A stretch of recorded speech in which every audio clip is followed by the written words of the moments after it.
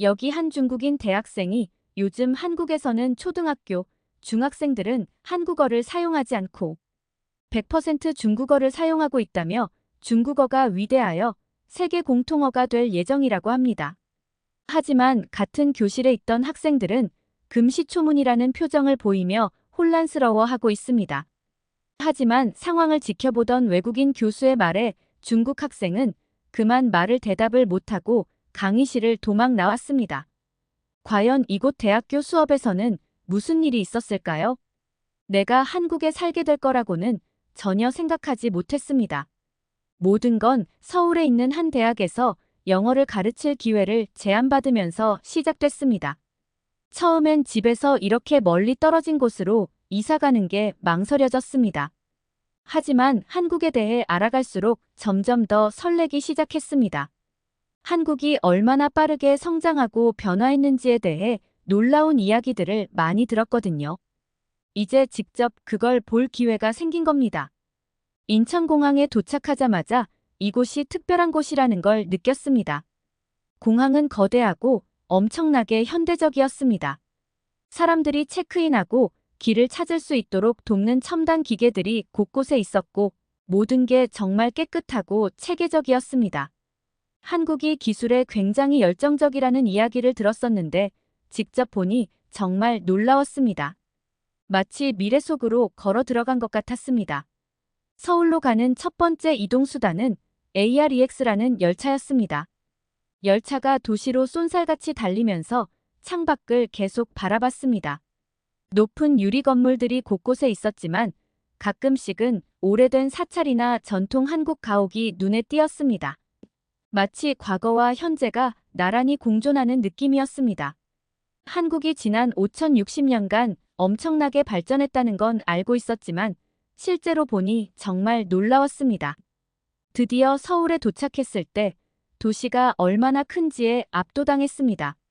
사람들이 어디서나 바쁘게 움직이고 있었습니다. 거대한 건물들이 내 위로 우뚝 솟아 있었고 밝은 디지털 간판들이 한국어로 광고를 번쩍거리고 있었습니다. 정말 분주하고 에너지가 넘치는 곳이었습니다. 마치 무언가 굉장히 흥미로운 일의 한가운데에 있는 것 같았습니다. 내 새 아파트는 강남이라는 지역에 있었습니다. 그곳이 서울에서 가장 고급스러운 지역 중 하나라는 이야기를 들었습니다. 내 집은 작지만 아늑하고 예뻤습니다. 가장 좋은 건 창문 너머로 보이는 도시의 풍경이었습니다. 밤이 되면 도시의 불빛들이 마치 별바다처럼 보였습니다. 이곳이 내 새 집이 될 거라는 게 믿기지 않았습니다. 서울에서의 첫 몇 주는 정말 정신없었습니다. 모든 게 새롭고 흥미로웠지만 동시에 조금은 벅찼습니다. 마치 사탕 가게에 처음 들어간 아이처럼 모든 걸 다 해보고 싶었지만 어디서부터 시작해야 할지 몰랐던 기분이었습니다. 가장 먼저 제 시선을 사로잡은 건 음식이었습니다. 한국 음식은 제가 그동안 맛봤던 것과는 완전히 달랐습니다. 강렬하고 매운맛에 풍미가 정말 진해서 제 미각을 춤추게 만들었습니다. 특히 비빔밥에 금방 빠져들었습니다.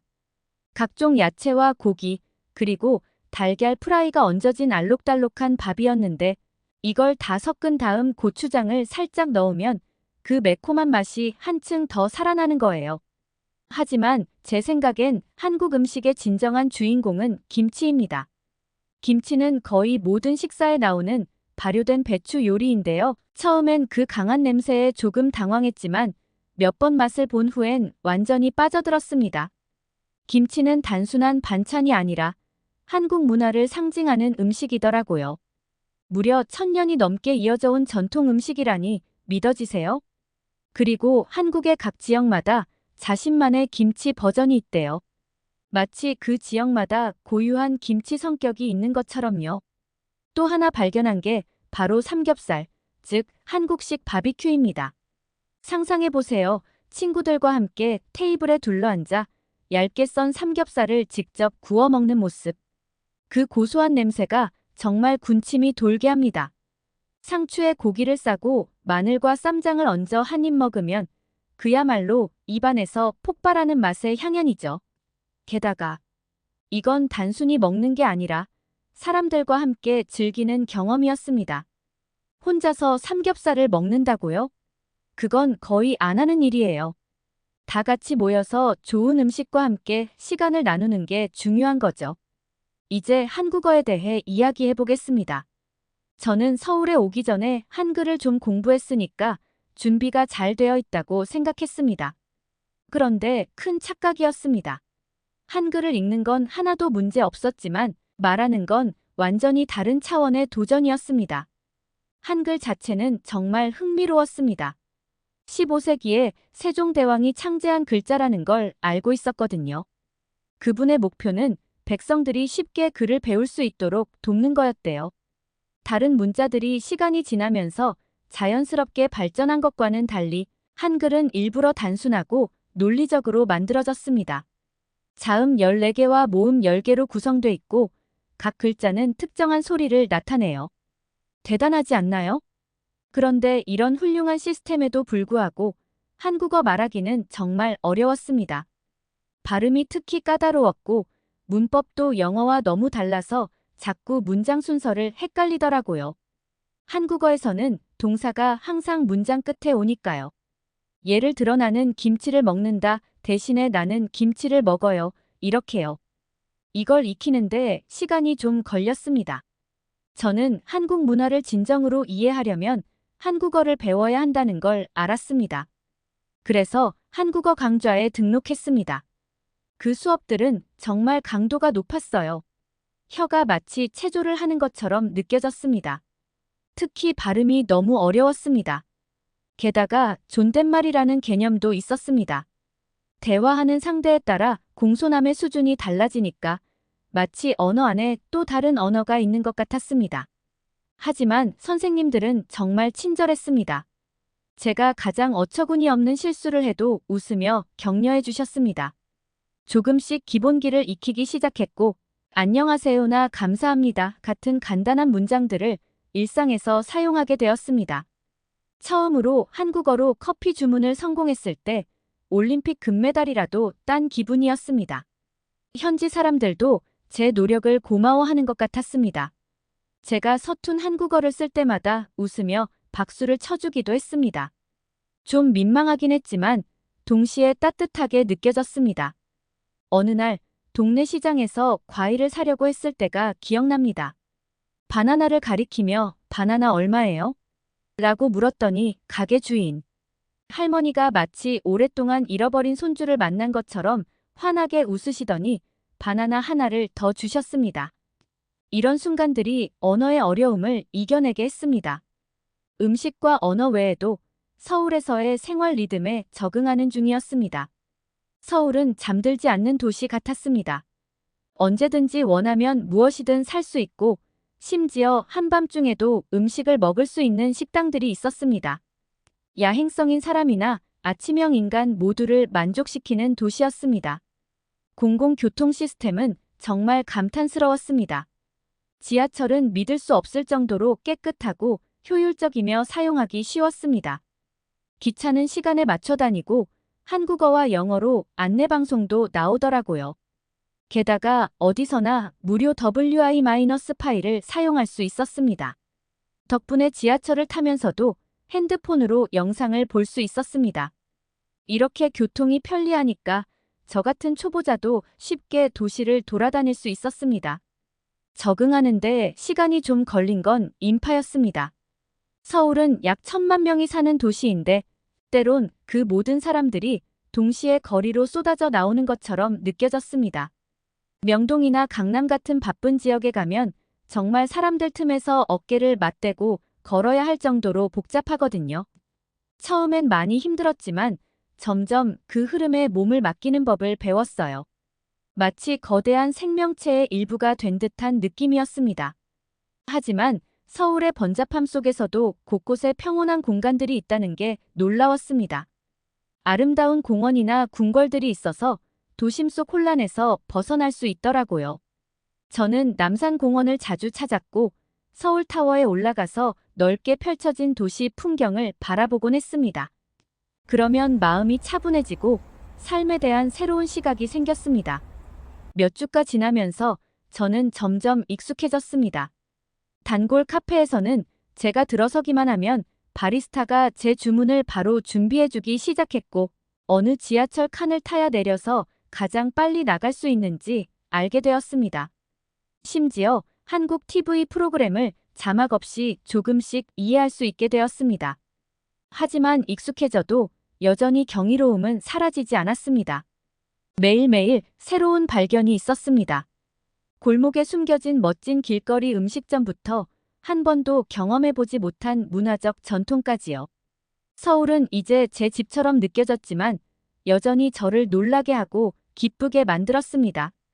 지금 돌아보면 그 첫 몇 주는 정말 도전적이면서도 흥미롭고 제 인생을 완전히 바꿔놓은 시간이었습니다. 단순히 새로운 도시에 정착한 게 아니라 새로운 제 자신에 적응한 시간이었습니다. 더 개방적이고 더 적응력 있으며 세상에 대한 호기심이 넘치는 제가 되었습니다. 그리고 이건 단지 제 한국 모험의 시작일 뿐이었습니다. 대학교에서의 첫날은 설렘과 긴장이 뒤섞인 날이었습니다. 캠퍼스는 아름다웠고 고풍스러운 벽돌 건물들과 가을로 접어들며 색이 변하기 시작한 나무들이 인상적이었습니다. 서울의 번잡한 도심에서 조금 떨어진 조용한 지역에 위치해 있어서 더 마음에 들었습니다. 교실로 걸어가는 동안 여러 학생들이 길을 따라 분주히 이동하고 있었고, 일부는 친구들과 이야기하고 다른 일부는 책에 코를 박고 있었습니다. 교실은 제가 예상한 것보다 훨씬 컸고 책상들이 줄지어 커다란 칠판을 향해 배치되어 있었습니다. 학생들이 하나둘 들어오면서 그들의 외모가 얼마나 다양한지 눈에 띄었습니다. 일부는 분명 한국인이었고 다른 일부는 세계 각지에서 온 것처럼 보였습니다. 저는 깊게 숨을 들이마시고 제 소개를 시작했습니다. 안녕하세요, 여러분. 저는 스미스 교수입니다. 이번 학기에 여러분과 함께 영어 문학을 공부하게 될 거예요. 학생들은 정중하게 인사했고 일부는 영어로, 일부는 한국어로 대답했습니다. 많은 학생들이 영어를 잘하는 것에 감명을 받았습니다. 돌아가며 자기소개를 하는 동안 제 수업이 한국 학생들과 중국, 일본, 유럽, 미국 등지에서 온 국제 학생들로 이루어져 있다는 것을 알게 되었습니다. 한국 학생들에 대해 처음으로 느낀 점은 그들이 얼마나 열심히 공부하는가였습니다. 한국의 교육 시스템이 매우 강도 높다는 이야기는 많이 들었지만 실제로 보니 정말 대단했습니다. 이 학생들은 학업에 매우 진지하게 임했습니다.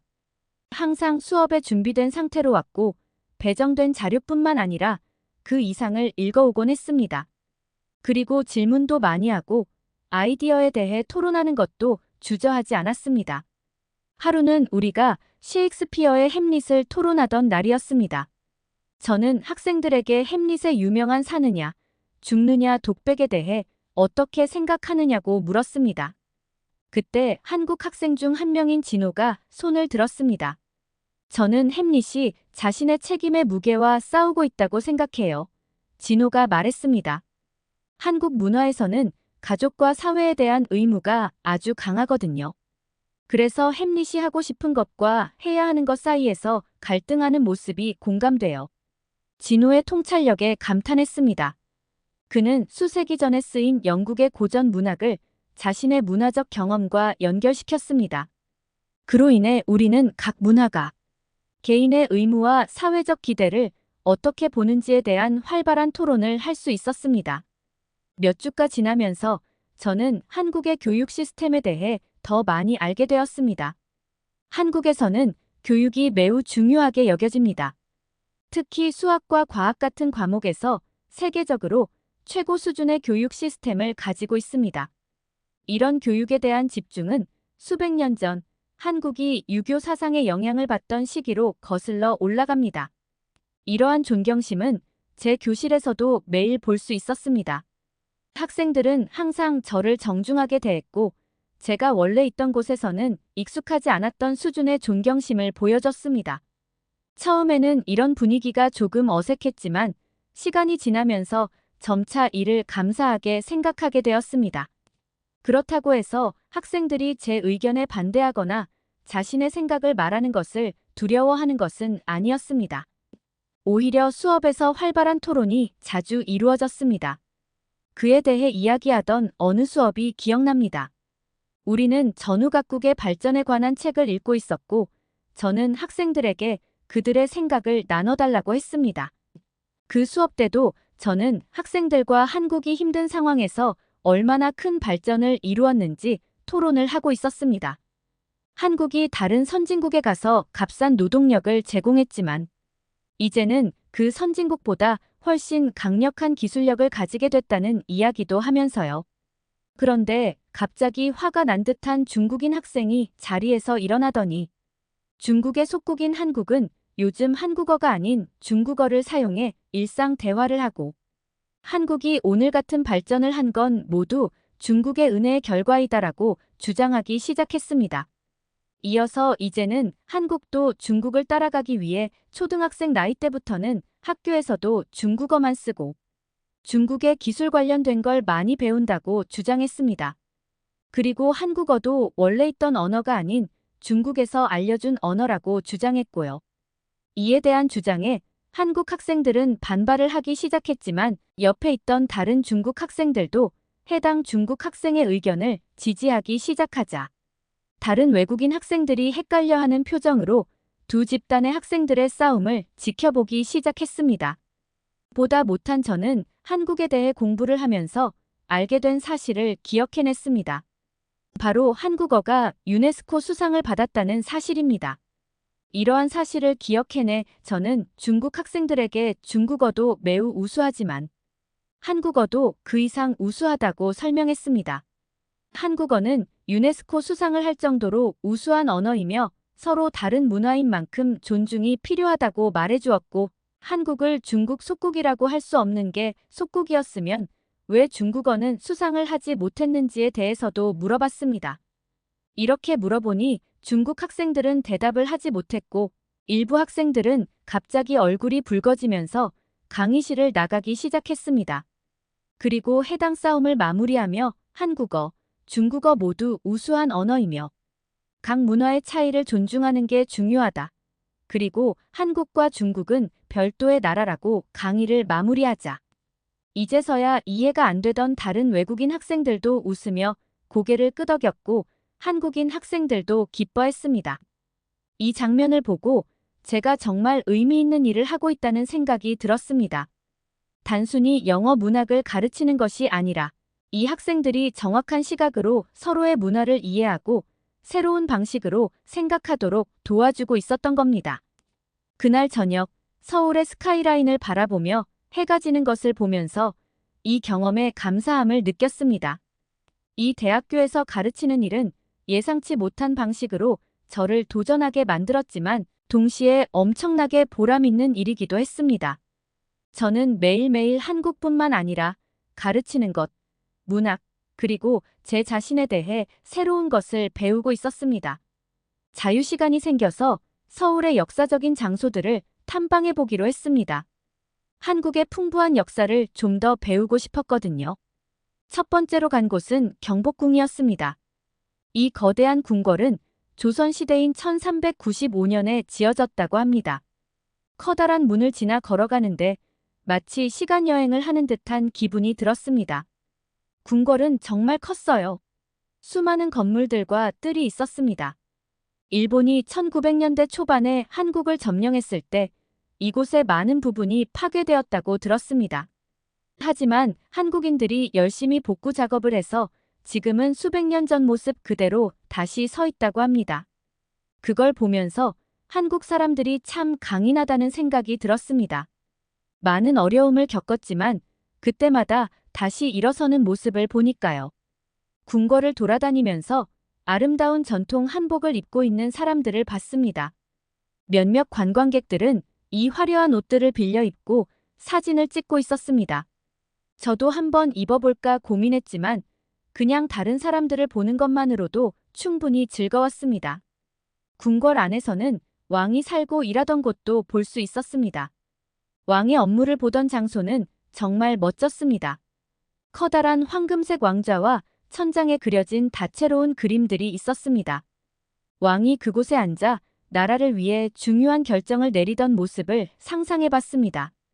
또한 교태전을 방문했는데 여기는 왕비가 머물렀던 곳이라고 합니다. 작은 연못이 있는 아름다운 정원이 있었습니다. 왕비는 이 연못가에 앉아 화장을 했다고 하더라고요.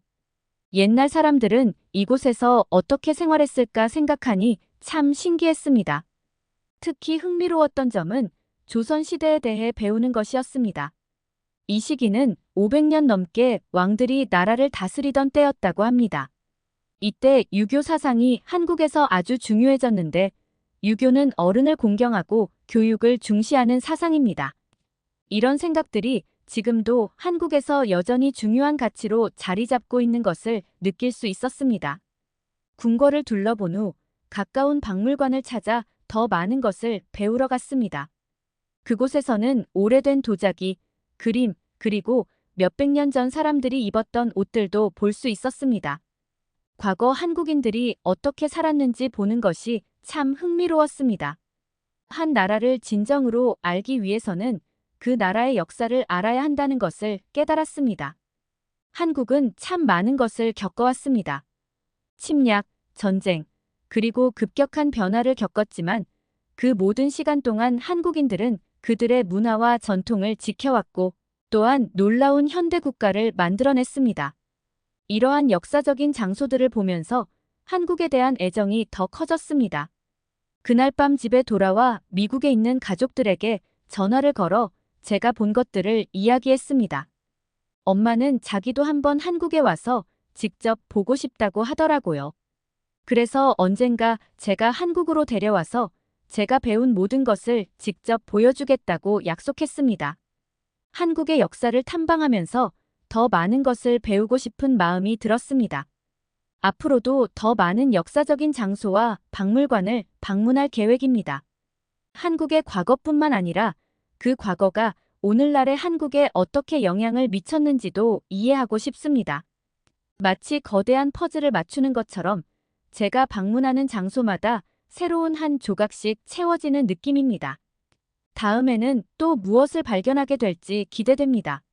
서울에서 살면서 한국 문화의 매력에 푹 빠졌습니다. 이 나라는 과거와 미래를 동시에 살아가는 느낌입니다. 전통을 존중하면서도 첨단 기술을 접목해 새로운 글로벌 트렌드를 만들어가고 있습니다. 한국 사람들이 어떻게 자신들의 역사를 기리면서도 세계적으로 새로운 흐름을 창조해내는지에 계속해서 감탄하게 됐습니다. 먼저 K-파프에 대해 얘기해 보겠습니다. 와, 이건 정말 어디에나 있습니다. 길을 걷다 보면 가게나 카페에서 신나는 한국 노래가 끊임없이 들립니다. 처음에는 왜 사람들이 K-파프에 열광하는지 이해하지 못했습니다. 하지만 음악 비디오와 라이브 공연을 보기 시작하면서 저도 그 매력에 푹 빠지게 됐습니다. K-파프 스타들은 단순한 가수가 아닙니다. 그들은 놀라운 댄서이자 패션 아이콘이며 전반적으로 다재다능한 엔터테이너입니다. 단순히 음악만 대단한 게 아닙니다. K-파프 산업 자체도 엄청납니다. K-파프 소속사들은 마치 슈퍼스타를 만드는 공장 같습니다. 아이들이 10살, 11살 때부터 선발의 노래, 춤, 언어, 심지어 연예인으로서의 매너까지 수년간 훈련시키거든요. 정말 치열하지만 그 결과는 대단합니다. K-파프 그룹들은 전 세계 스타디움을 매진시키고 유튜브 기록을 연달아 깨고 있습니다. 하지만 한국의 엔터테인먼트는 단지 음악만이 안 합니다. K- 드라마, 즉 한국 드라마도 이에 못지않게 인기가 많습니다. 학생들이 항상 최신 드라마 이야기를 나누길래 저도 한번 봐야겠다고 결심했습니다. 그리고는 주말에 사랑의 불시착을 보기 시작했습니다. 처음에는 몇 화만 보고 끊으려 했는데 눈 깜짝할 사이에 일요일 밤이 되고 시리즈 전체를 다 본 거예요. 이 드라마들은 정말 중독성이 있습니다. 로맨스, 코미디, 드라마, 때로는 역사나 판타지 요소까지 다 들어가 있습니다. 그리고 심각한 주제도 과감하게 다뤄요. 이태원 클라스를 봤는데 이 드라마는 차별과 사회적 불평등이라는 주제를 다루면서도 한 팩이 넘치는 식당 주인의 이야기를 흥미롭게 풀어냈습니다. 제가 K- 드라마에서 가장 인상 깊었던 점은 현대 한국 생활을 잘 보여준다는 거였습니다. 이 드라마들을 통해 한국 음식, 패션, 사회적 관습 등을 배웠습니다. 서울의 젊은이들이 어떻게 살고 일하는지 그들의 고민과 꿈을 엿볼 수 있었습니다. 마치 내가 직접 경험할 수 없는 한국 사회의 일면을 드라마를 통해 들여다보는 것 같았습니다. 특히 저에게 깊은 인상을 준 드라마는 미스터 션샤인이었습니다. 이 드라마는 1900년대 초반을 배경으로 한국이 일본으로부터 독립을 위해 싸우던 시기를 다루고 있습니다. 이 드라마는 아름답게 촬영되었고 그 시대를 생생하게 재현한 의상과 세트는 저를 과거로 완전히 이끌어줬습니다. 하지만 그보다 더 좋았던 건 이 드라마를 통해 한국 역사에 대해 많이 배웠다는 점이었습니다. 의병이라는 한국의 독립군과 당시 한국, 일본, 그리고 서구 열강들 간의 복잡한 관계에 대해 알게 됐습니다. 미스터 션샤인을 본 후 한국의 과거에 대해 더 알고 싶어졌습니다. 그래서 서울에 있는 전쟁기념관을 찾았는데 이곳은 한국의 군사 역사를 다룬 엄청난 규모의 박물관이에요. 특히 한국 전쟁에 관한 전시를 보며 아주 큰 충격을 받았어요. 전쟁 당시의 사진과 유물들을 보면서 한국이 단 몇 세대 만에 얼마나 멀리 왔는지를 실감하게 됐어요. 전쟁으로 그렇게나 큰 피해를 입었던 나라가 이제는 기술과 대중문화의 글로벌 리더가 됐다는 게 정말 대단하다고 생각했어요. 음식도 한국 문화의 중요한 부분입니다. 서울에서 정말 맛있게 먹었습니다. 특히 친구들이 찾아오면 한국 바비큐는 빼놓을 수 없습니다. 테이블 가운데에 있는 그릴에 얇게 썬 양념된 소고기, 불고기나 삼겹살을 구워서 상추에 싸서 먹는데 그 안에 밥, 마늘, 매운 소스도 넣습니다. 이건 정말 재밌고 사회적인 식사 방식이었고 금방 사랑에 빠졌습니다. 고기만이 전부는 아닙니다. 비빔밥도 사랑하게 됐습니다. 다양한 야채, 고기, 계란 프라이, 그리고 고추장이 올라간 알록달록한 밥그릇입니다. 그리고 김치는 말할 것도 없죠. 한국 사람들이 거의 모든 식사에 김치를 먹잖아요. 처음에는 너무 맵고 시큼해서 적응하기 어려웠는데 시간이 지나면서 저도 그 맛에 익숙해졌습니다. 이제는 김치 없이는 식사를 상상할 수 없을 정도입니다. 한국에서 살면서 음식이 단순한 양식 그 이상이라는 것을 배웠습니다. 음식은 사람들에게 관심을 표현하고 관계를 형성하는 중요한 수단입니다. 한 번 아팠을 때 이웃이 삼계탕을 큰 냄비에 담아다 줬는데 삼계탕은 한국 사람들이 몸에 좋다고 믿는 닭국입니다. 그 따뜻한 마음씨에 감동했고 삼계탕 맛도 정말 좋았습니다.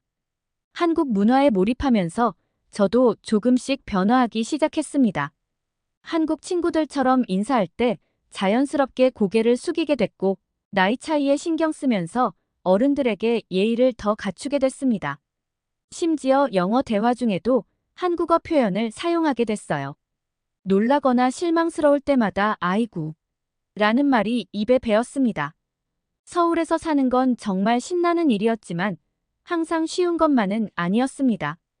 몇 달이 지나면서 저는 어려운 순간들을 겪게 되었습니다. 언어 장벽은 여전히 큰 문제였습니다. 한국어 수업을 듣고는 있었지만 사람들이 빠르게 말하거나 속어를 사용하면 종종 길을 잃은 듯한 기분이 들었습니다. 간단한 일, 예를 들어 장을 보거나 길을 물어보는 것조차도 좌절감을 줄 때가 많았습니다. 고향에서처럼 사람들과 쉽게 대화할 수 없다는 것이 그리웠습니다. 어느 날 저는 동네 시장에 가서 채소를 사려고 했습니다. 저는 한국어를 충분히 할 줄 안다고 생각했습니다. 하지만 상인이 가격과 여러 가지 채소에 대해 빠르게 설명하기 시작했을 때 완전히 혼란스러워졌습니다. 결국 상인이 하는 말을 이해하지 못해서 오이만 잔뜩 사게 되었습니다. 정말 창피하고 좀 바보 같은 기분이 들었었습니다. 이런 순간들 때문에 제가 여전히 외국인처럼 느껴졌습니다. 음식도 또 다른 도전이었습니다. 오해는 하지 말아요. 한국 음식은 정말 맛있지만 가끔은 고향의 익숙한 맛이 그리웠습니다. 어느 날 밤, 저는 피자가 너무 먹고 싶었습니다.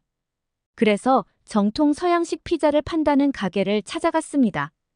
피자가 도착했을 때 그 위에 옥수수와 고구마가 올라가 있었습니다. 나쁘진 않았지만 확실히 달랐습니다. 웃음이 나왔지만 동시에 고향이 그리워지기도 했습니다. 일터에서도 어려움이 있었습니다. 제 학생들은 성실하고 존경심이 있었지만 대학에서의 기대는 제가 익숙했던 것과는 달랐습니다. 특히 상하관계와 격식 있는 관계에 큰 비중을 두고 있었습니다. 저는 나이가 많거나 높은 위치에 있는 동료들에게 어떻게 말해야 할지 항상 조심해야 했습니다. 한 번은 선배 교수님을 이름으로 불렀다가 모두가 충격받은 표정을 짓는 걸 보고 큰 실수를 했다는 걸 깨달았습니다. 서울의 바쁜 생활도 적응하기 어려웠습니다. 모든 사람들이 항상 바쁜 것처럼 보였습니다. 러시아워 지하철은 정말 혼잡했습니다.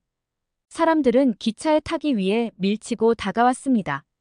처음엔 무례하다고 생각했지만 곧 그것이 여기의 방식이라는 걸 알게 되었습니다. 그래도 어떤 날은 끊임없는 소음과 분주함에 압도당하는 느낌을 받았습니다.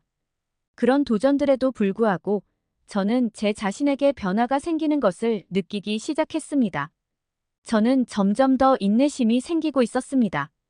무언가를 이해하지 못할 때마다 좌절하기보다는 깊이 숨을 들이쉬고 다시 시도했습니다. 실수에 대해 부끄러워하기보다는 웃으며 넘겼어요. 그 시장에서의 일. 저는 그 다음 주에 다시 갔고 한국어를 연습해서 정확히 제가 필요한 물건을 성공적으로 샀습니다.